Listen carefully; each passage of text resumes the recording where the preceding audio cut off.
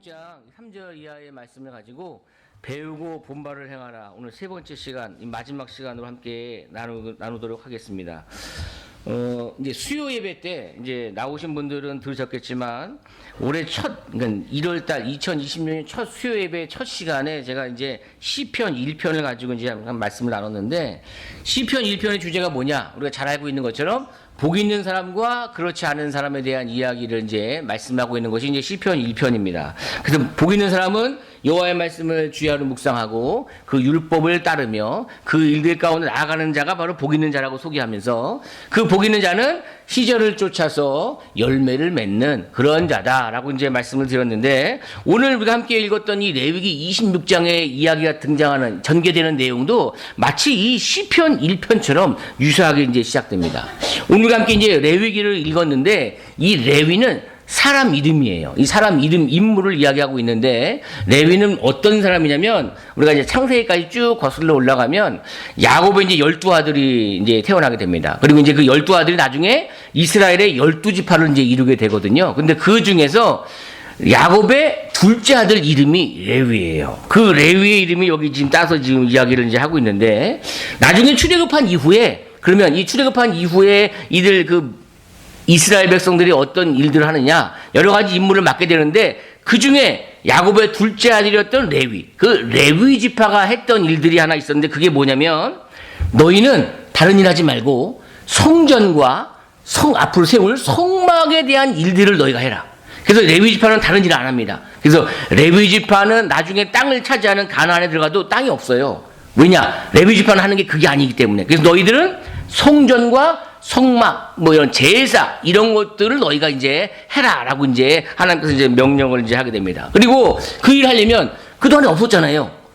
애굽에 있었을 때 그런 일을 해본 적이 없으니까 처음 하는 거니까. 그러니까 그 일을 하기 위해서 규칙과 질서, 모범, 예배 모범, 이런 식으로 무엇을 어떻게, 어떤 일을 이렇게 하는 그런 내용들을 이제 알려줘야 되니까, 이 레위기는 뭐냐면, 한마디로 말하면 레위인들을 향한, 성막과 성전을, 그 일들을 감당해야 되는 레위인들이 해야 될 그 규칙을 담고 있는 그런 내용들이 이제 있습니다. 그러니까 한마디로 말하면 성막, 성전, 예배, 제사, 율법에 대한 모든 것들을 담고 있는 설명서입니다. 설명서. 우리가 이제 어떤 제품을 사잖아요. 세탁기를 산다든지 TV를 산다든지 하면 살 때 같이 그 박스 안에 이렇게 비닐봉지에 설명서가 이제 들어있습니다. 그래서 이제 설명서를 펴보시면 어떻게 되어 있냐, 물에 닿지 않도록 조심하세요 라든지 이렇게 사용하면 안 됩니다 라고 하는 설명서들이 우리가 이제 있으면 이제 보게 됩니다. 근데 설명서가 이렇게 있는데 문제를 보자면 그 설명서를 제대로 안 읽는다는 거예요. 그래가지고 그냥 망가지는 경우도 많은데, 그러니까 제품을 AS 하는 기사들이 와서 이제 이렇게 보게 되면, 물론 이제 제품이 불량인 경우도 있죠. 그래서 이제 바꿔주거나 이제 그런 것 때문에 신랑이 하기도 하지만, 보통은 설명서를 제대로 읽지 않고 해서 망가지는 경우가 이제 많이 있다는 거예요. 그래서 우리가 경험해봐서 알지만, 어떤 경우는 기사님들이 오면 돈 안 받습니다. 그렇죠? 삼성이나 LG 이런 기사님들이 오면 와서 만져주고, 다음에 받을게요. 이번에 그냥 쓰세요. 앞으로 이렇게 하지 마세요. 그리고 이제 가는 경우가 종종 있습니다. 개인 업자들을 부르면 돈 다 받겠지만, 삼성이나 LG 이런 데서 부르면 그런 경우가 이제 종종 있습니다. 돈 받기도 애매한 거거든요. 이거 설명서 있는 거를 사용하지 않았는데 이걸 어떻게 돈 받기도, 그러니까 다음에는 이렇게 하면 돈 받을 테니까 그냥 가겠습니다라고 이제 이렇게 이야기합니다. 근데 그럼에도 우리가 이 설명서를 잘 보지 않습니다. 왜냐? 귀찮으니까요. 누르면 세탁 되겠지, 누르면 건조가 되겠지, 이렇게 하고, 또 특별히 이제 우리 여자분들은 별로 이런 걸 관심이 없으니까 그렇게 이제 사용하게 되는데, 그러니까 이렇게 우리 일상생활들이 어떻게 보면 우리 신앙생활과도 굉장히 유사한 부분이 아주 많습니다. 왜냐면 우리가 신앙생활 하잖아요. 믿음생활 하는데, 이 믿음생활 하는 설명서가 어디 있습니까? 여기 있잖아요, 여기. 믿음 생활을 안내하는 설명서가 여기 있는데 우리가 이거 잘 안 보잖아요. 잘 안 보고 하는 일들이 있는데, 사실 어떻게 해요? 얘를 잘 봐야 우리의 신앙생활을 잘 안내할 수 있도록 도와주게 된다는 겁니다. 그러니까 이 레위기가 그런 내용이에요. 그러니까 예배를 드리는, 제사를 드리는 성막을 어떻게 움직이고 어떻게 세워야 되고 어떤 식으로 관리를 해야 되는지에 대한 설명을 하고 있는 것이 이제 레위기인데, 거기 안에 예배, 제사, 그다음에 어떻게 사람들이 하는 법들, 여러 가지 규율들이 여기 다 이게 들어져 있습니다. 그러니까 한마디로 얘기하면 어렵겠죠. 딱 들어도 벌써 예배, 제사, 뭐 율법, 규율을 담겨져 있으니까 딱딱하고 어렵겠죠. 그러니까 여기를 넘어가야 됩니다. 성경을 읽을 때 우리가 첫 번째 관문, 통과해야 될, 넘어야 될 산이 레위기입니다. 지난번에 우리 이번에 성경 진도표 보니까 2월 달에 레위기더라고요. 한 달 동안 레위기인데 넘어가야 돼요. 이게 지금 너무 어렵고 하는데 저희들도 어려워요. 물어보면 다 몰라요. 그러니까 나만 어려운 게 아니구나 생각하시고 읽으면서 얘는 뭘까 하면서 하나씩 찾아보지 마시고 팁을 하나 드리자면 그냥 읽어나가세요. 그냥 넘어가고 그리고 그 주에 못 읽었으면 그냥 그건 제끼고 다음 거 또 읽어나가시고 그냥 넘어가는 걸로 해야 이거 읽어나갈 수 있습니다. 어쨌든 이 레위기가 좀 약간 지루합니다. 이게 용어를 이해하지 못하면 사실 읽기가 좀 어렵고 막 딱딱한데 그래서 이 레위기 읽다 보면 이런 생각이 들 때가 있습니다. 이거를 과연 오늘 21세기에 살아가는 우리에게 이게 무슨 관계가 있을까? 아무런 상관이 없을 것 같은데 이 레위기 안에 그 곳곳에 숨은 진주와도 같은 우리 귀한 교훈들이 담겨져 있습니다. 그 중에 하나가 오늘 우리가 함께 읽었던 26장의 말씀입니다. 여러분 그 성경책을 보시면 그 레위기 26장 맨 꼭대기에 아마 조그만한 제목으로 이렇게 되어 있을 겁니다. 어떤 성경책은 뭐 상과 벌 또는 뭐 축복과 저주 뭐 이런 식으로 조그맣게 이제 소제목이 되어 있는데 결국 다른 말로 말하면 하나님을 바로 섬기는가 그렇지 않은가에 대한 이야기를 요 26장 전체가 이제 다루고 있습니다. 우리가 함께 읽었던 이 3절부터 시작해서 한 12절까지는 축복에 대한 말씀입니다. 그야말로. 그리고 14절부터 그 뒤에 얘기는 저주에 대한 이야기가 오늘 이제 이 레위기 26장의 구성으로 이제 되어져 있습니다. 자, 그럼 우리가 봐야 되겠죠. 먼저 우리가 그러면 축복의 말씀을 한번 볼까요? 4절 말씀 보겠습니다. 4절 말씀 같이 읽어보겠습니다. 시작. 내가 너에게 철 따라 비를 주리니 땅은 그 산물을 내고 밭의 나무는 열매를 맺으리라. 아멘. 아까 제가 얘기했던 것처럼 마치 시편 1편을 여기다 옮기는 것 같은 느낌이에요.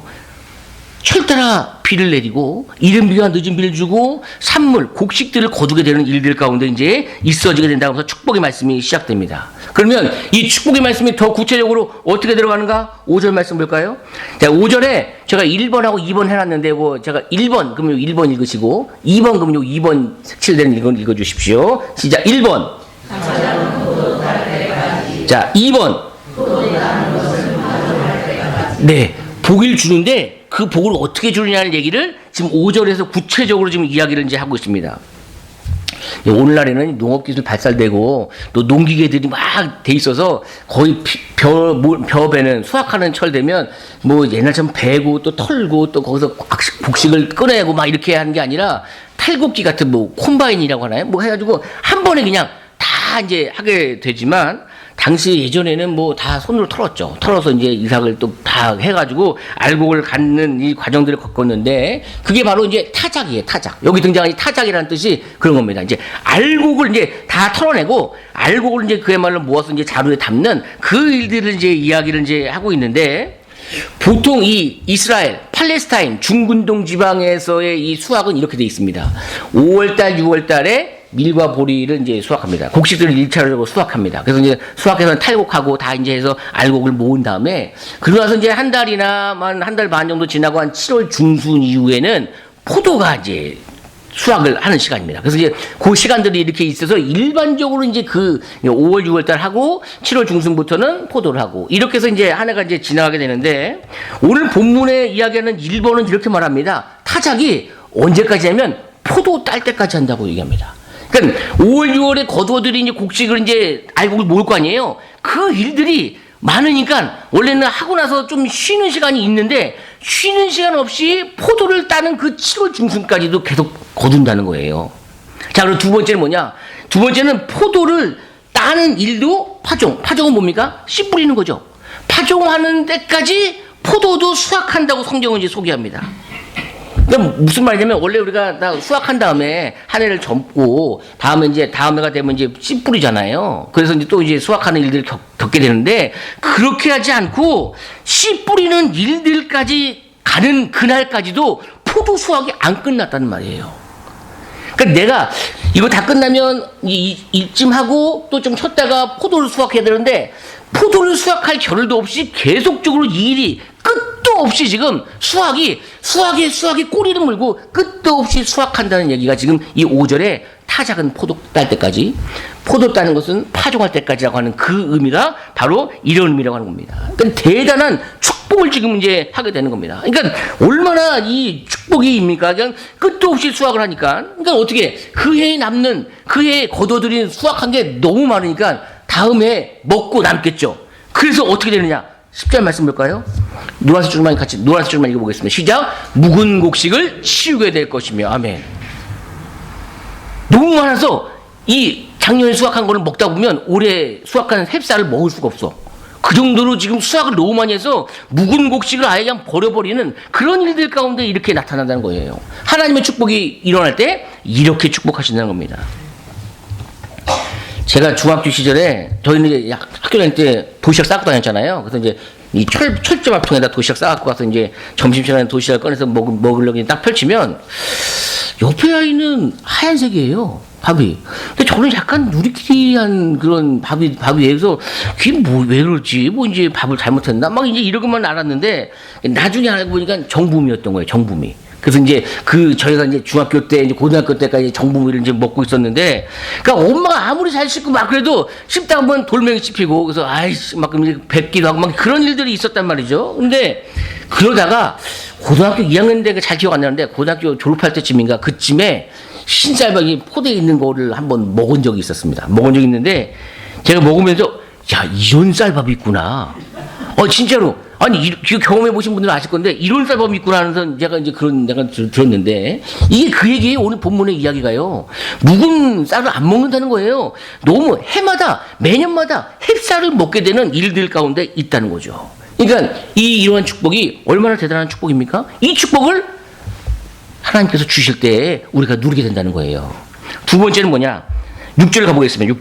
6절도 여기 색칠된 부분만 읽어보겠습니다. 시작. 평화. 누울 때 너희를 두렵게 할 자가 없을 것이며. 네, 아멘. 우리가 가장 무방비한 상태가 언제입니까?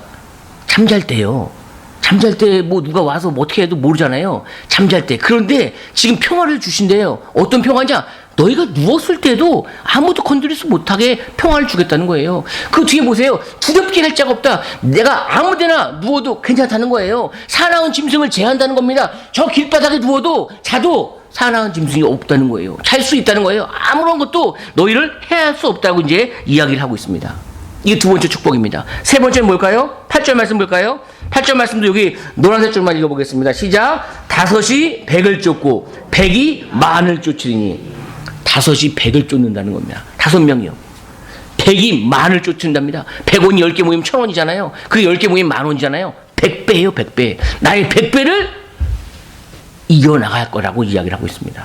우리 30명이잖아요. 우리 얼마요? 300명? 아니요. 3000명을 이겨나가는 얘기를 지금 하고 있다고 성경은 소개하고 있는 거예요.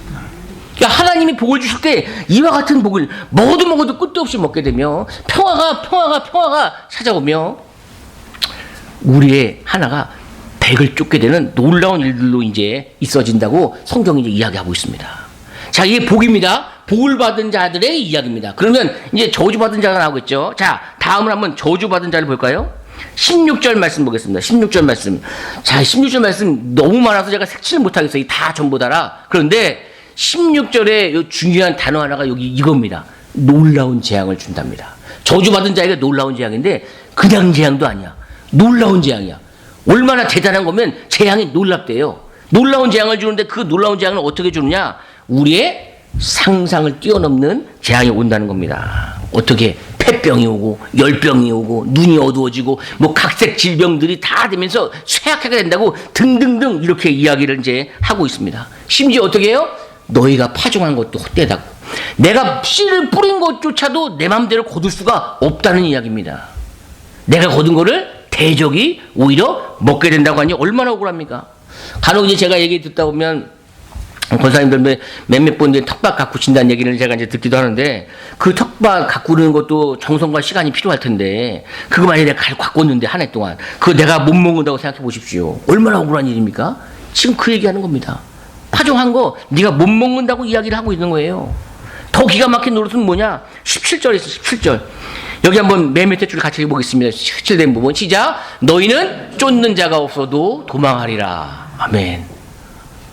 이게 무슨 말입니까? 누가 쫓아와야 도망을 가야 되는데 쫓아오는 사람도 없는데 지레 겁먹고 지금 도망간다고 성경을 소개하고 있어요. 누가 오지도 않는데 지금 이 벌벌 떨고 있는 거예요. 잠을 자겠습니까? 뭐 어디 가겠습니까? 갈 수가 없어요. 그런데 여기가 끝이 아니에요.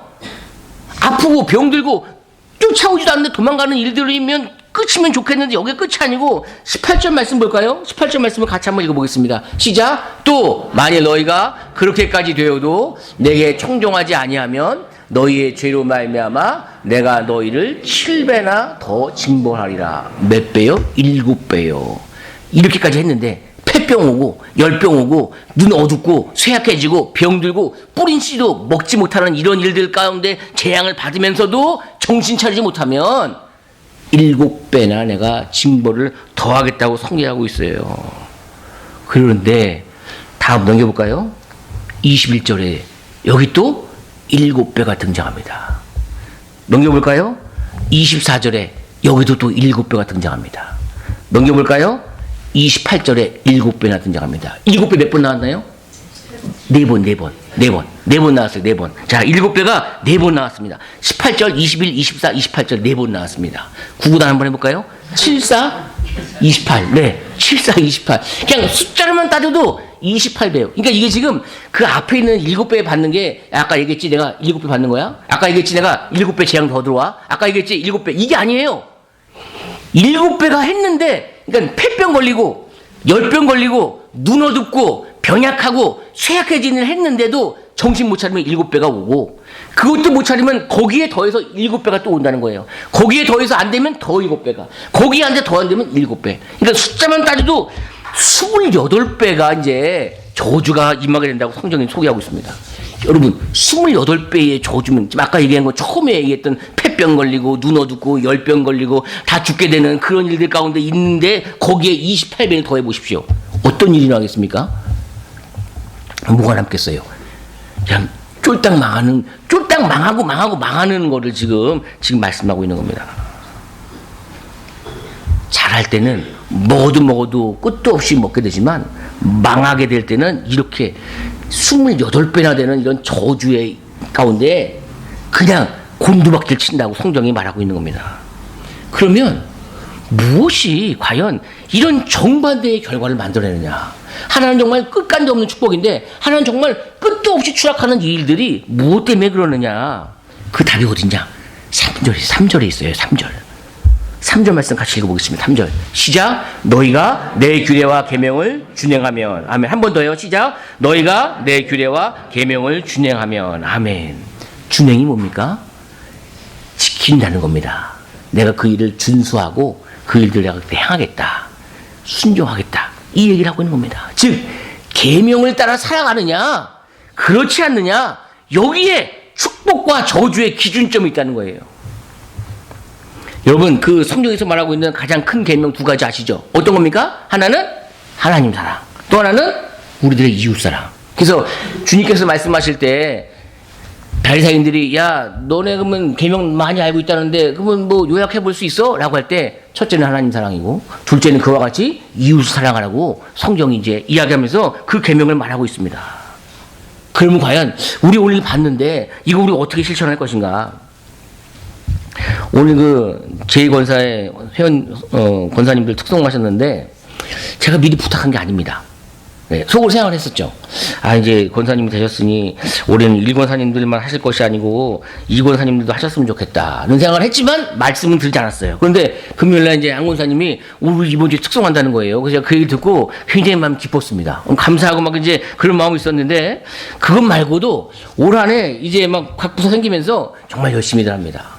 그러니까 지금 보이는 게 지금 이렇게 단단히 드러나 보이지 않기 때문에 모를 뿐이지 안에 들어가 보면 각자의 자리에서 그 일들을 아주 잘 감당하고 있습니다. 제가 이제 그거 보면서 야 우리 교회가 저력이 있구나 이런 생각을 제가 이제 했습니다. 그런데 제가 오늘 말씀을 이게 준비하면서 이게 순종인데 오늘 이 순종에 대해서 이제 생각하면서 과연 그러면 이 말씀을 우리가 우리 안에서는 참 잘하고 있는데 우리 이웃들에게는 이걸 어떻게 이걸 적용시키면 좋을까? 어떤 식으로 뭔가를 얘기하면 좋을까 하는 이제 그런 생각을 제가 이제 하다가 이런 생각을 한번 했습니다. 그 우리 교회가 도드라진 특징이 하나 있습니다. 특징이 뭐 이제 얘기해 보면 제가 이 말씀드리면 아 맞아 다 아시겠지만 뭐냐면 우리 교회 특징 중에 그 큰 특징 중에 하나가 굉장히 끈끈합니다. 우리 안에 서로 간에 아주 끈끈해요. 근데 끈끈한 게 참 좋은데 이 끈끈한 게 너무 좋다. 너무 이게 특징이 너무 강하다 보니까 끈끈하다 못해 딱딱해. 그러니까 너무 딱딱해가지고 여기에 누가 들어갈 틈이 없는 그런 우리의 공동체 모임이 그런 것 같아요. 제가 이제 객관적으로 보는 사람이잖아요. 바깥에 있는 사람이니까. 제가 보는데 그래서 좋은데 너무 딱딱해서 이 틈이 없어요. 그 애들, 꼬마 애들 장난감 중에 액괴라고 있습니다. 액괴. 혹시 아시는 분이 액괴. 뭐냐면 액체 괴물의 줄임말입니다. 좀 웃기겠지만 액체 괴물의 줄임말이라고 하는 이제 액괴라는 게 있어요. 뭐냐면 약간 젤리 같은 거, 물컹물컹한 젤리입니다. 젤리인데 그 액괴라고 하는 이게 어떤 특징을 갖고 있냐면 끈끈해요. 끈끈한데 또 잘 늘어나. 그런데 잘 늘어나는데 찢어지지도 않아요. 그리고 이게 끈끈하면서도 잘 뭉치기도 하고 막 그러는데 이게 던지면 아무 데나 다 붙어. 돌멩이부터 유리창 붙이고 벽에도 붙이고 도배에도 다 잘 붙어요. 그리고 이게 잘 구겨져가지고 아무 데나도 다 들어갑니다. 막 들어가요. 그리고 이게 물렁물렁하니까 이런 유리창이 깨지거나 그런 손상도 없이 던져도 툭 하고 지가 잘 달라붙습니다. 잘 달라붙어요. 그런데 가서 뛰면 종이가 같이 막 울어서 올라올 것 같지만 그렇지도 않습니다. 잘 떨어져요. 막 이런 게 이제 액체 괴물이라고 이제 애들 참 좋아하는데 제품도 망가뜨리지 않고 막 자기 마음대로 변형되니까 하는데 제가 우리 교회 이렇게 보면서 제가 이 우리 교회가 가지고 있는 그 끈끈함이 이런 끈끈함이었으면 좋겠다는 생각이 좀 들었습니다. 그러니까 유연하게 끊어지진 않아요. 갈라지진 않는 겁니다. 갈라지진 않지만 부드럽게 늘어나기도 하고 합쳐지기도 하고 뭐 어떤 일들을 해도 다 달라붙는 이 일들 이런 부드러운 끈끈함이 우리 교회가 올해 이제 더 이걸 갖추고 나가면 좋겠다는 생각이 듭니다. 이미도 우리 잘 붙어 있습니다. 얘기하지 않아도 잘 붙어 있어요. 그런데 여기에 누가 들어오더라도 늘려서 누구도 받을 수 있게 누구라도 잘 담을 수 있게 섞일 수 있으면 좋겠다는 생각이 듭니다. 그러니까 부흥을 꿈꾸지만 꿈꾸는 데만 있지 않고 우리가 준비도 해야 되겠죠. 말씀 정리하겠습니다. 오늘 이제 우리가 이제 2026년 한 해를 시작하면서 배우고 본바를 행하다라는 이 표를 이제 가지고 이제 올해 이제 시작하면서 제가 첫 번째 주는 빌립보서 말씀을 통해서 주 안에서 기뻐하라라고 말씀드렸고 두 번째는 지난주에 다니엘서를 통해서 감사하는 마음을 제가 말씀드렸으면 오늘은 주 안에서 순종하라는 말씀을 가지고 함께 이 시간을 나눴습니다. 그러니까 이 세 가지를 가지고 오늘 우리가 성경을 통해서 이제 배우겠죠. 성경을 통해서 배우는 게 주 안에서 감사하라, 주 안에서 기뻐하라, 주 안에서 순종하라 이런 것을 배우겠죠. 이 배우는 것을 가지고 이제 이것을 배우기만 할 것이 아니라 우리가 행하고 우리가 실천을 해야 될 거라 생각됩니다. 그래서 하나님을 사랑하는 만큼 우리가 이웃도 사랑하고 우리 주원교회 공동체 너무 좋습니다. 잘 합치고 잘 끈끈한데 여기서 멈추신 것이 아니라 이제 외부에도 우리가 시선을 좀 이제 눈을 좀 돌려서 이웃들도 잘 담을 수 있도록 섬기는데도 우리가 힘써 해야 될 것입니다. 지금 아무도 없습니다. 없으니까 말씀드리는 거예요. 지금 이 얘기를 해야 앞으로 있을 때 새로 누가 왔더니 박 목사가 마음 변했나 우리는 뒷전이고 또 새로운 사람 할까 뭐 이런 얘기 할까 미리 말씀드리는데 아니에요. 여러분들이 제일 귀합니다. 그런데 어쨌든 오면 그래도 담아야 되지 않겠습니까? 담아야죠. 그러니까 그 일들 가운데 우리가 힘써 나가야 될 겁니다. 물론 그 일을 하기 위해서 우리가 말씀 배우는 거죠. 왜? 다듬어줘야 되니까요, 우리가요. 그래서 배우고 보는 게 우리에게 필요합니다. 그러니까 이처럼 우리가 힘써서 올 한 해 배우고 듣고 보고 알게 된 것을 가지고 기쁨과 감사와 순종의 마음으로 나아갈 때 올 한 해 우리 교회와 일터와 사회와 가정과 자녀 위에 하나님이 물 붓듯이 부으시는 놀라운 축복이 함께 하시기를 주님의 이름으로 간절히 축복드립니다. 기도하겠습니다.